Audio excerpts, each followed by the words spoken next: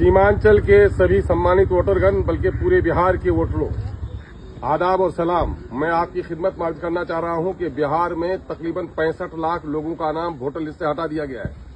ये 65 lakh election commission का दावा है कि ये वो लोग हैं जो लोग मर गए हैं, जिन लोगों की डबल एंट्री थी, जो लोग शिफ्ट कर गए हैं या जो लोग लापता हैं। अगर उसको आप 65 लाख को आप भागा दे दें 243 विधानसभा सीटों में से, तो तकरीबन 26 से 27 हजार फी सीट होता है एक एक विधानसभा में। लेकिन किशनगंज में हमारा कुछ ज्यादा लोगों का नाम छटा है।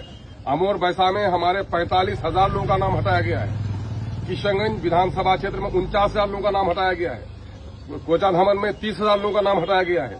बहादुरगंज में 31,000 लोगों का नाम हटाया गया है। ठाकुरगंज में 29,000 लोगों का नाम हटाया गया है, जो अनुमान से ज्यादा है। ये जो वोटर लिस्ट अभी आपके बीएलओ के पास आया है, इसमें आपका नाम चढ़ गया है, तो इससे आप संतुष्ट और मुतमईन मत हो जाइए। ये प्रारूप है, इसको कहा गया है ड्राफ्ट रोल है। ये है कि आप जिंदा हैं, आपने अपना नाम चढ़ा लिया है। 2003 के हवाले अगर आपने दे दिए हैं वोटर लिस्ट के, काफी नहीं है।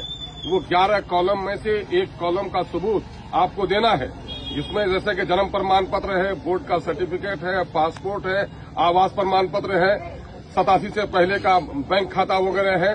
तो हमारे लोगों के पास चूंकि पढ़े लिखे लोग कम हैं, इस वजह से उनके पास बोर्ड सर्टिफिकेट नहीं है।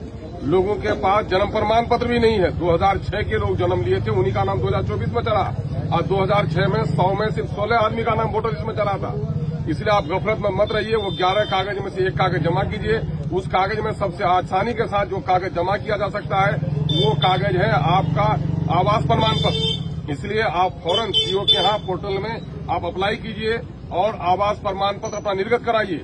और दूसरा मामला हो सकता है वो पारिवारिक सूची। पारिवारिक सूची ऑफलाइन भी होता है, पारिवारिक सूची सीओ के यहाँ बनवाइए और वक्त रहते हुए बीएलओ के पास कागज जमा कर दीजिए। समाज के पढ़े लिखे लोग, गांव के मेंबर साहब, जो हमारे पंचायत नुमाइंदगान है, उनसे गुजारिश है कि आप बीएलओ के पास बैठिए कि हमारे कितने लोगों का डॉक्यूमेंट जमा हुआ, कितने लोगों का जमा नहीं हुआ है।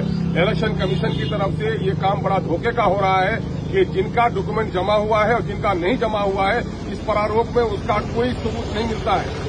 ऑनलाइन भी देखिए कि मेरा डॉक्यूमेंट जमा हुआ कि नहीं जमा हुआ है, इसका कोई इंडिकेशन नहीं मिलता है। होना ये चाहिए था, जब ये प्रारूप जारी कराया गया, जिनका डॉक्यूमेंट जमा हो गया था उनके डॉक्यूमेंट जमा होने का उसमें सबूत होना चाहिए था, और जिनका डॉक्यूमेंट जमा नहीं हुआ था उनका ब्लैंक होना चाहिए था। ऐसा कुछ भी नहीं है। इसलिए बीएलओ के पास बैठिए और अपना नाम देखिए कि मेरा डॉक्यूमेंट जो जमा हुआ है कि नहीं जमा हुआ है। इसके बाद जो फाइनल लिस्ट तैयार होगा, वो लिस्ट होगा, फाइनल पब्लिकेशन होगा। फाइनल पब्लिकेशन में मुमकिन है कि आज 1,45,000 का नाम हटा है, और अगर लोग डॉक्यूमेंट जमा नहीं कर सकें तो इनकी तादाद 2,45,000 भी हो सकती है। इसलिए उस वक्त अगर आपका नाम छूट जाएगा तो उसके बाद फौरन इलेक्शन का डिक्लेरेशन होने वाला है। आचार संहिता लागू होने के बाद आप अपना परमाना लेके फिरिएगा, आपका नाम नहीं चढ़ेगा। इसलिए सब काम छोड़कर सबसे पहली फुर्सत में आप लोग अपना जो बीएलओ है उसके पास जाइए कि मेरा जो सर्टिफिकेट हमने दिया था उसमें आपने सर्टिफिकेट जमा किया है कि नहीं किया है। ये धोखा है। इलेक्शन कमीशन की तरफ से जो लोग सर्टिफिकेट जमा किए उसको सबूत मिलना चाहिए था। जो लोग फॉर्म जमा किए तो फॉर्म मिलना चाहिए था। लेकिन इन लोगों ने बीएलओ ने घर में बैठकर कर दिया है।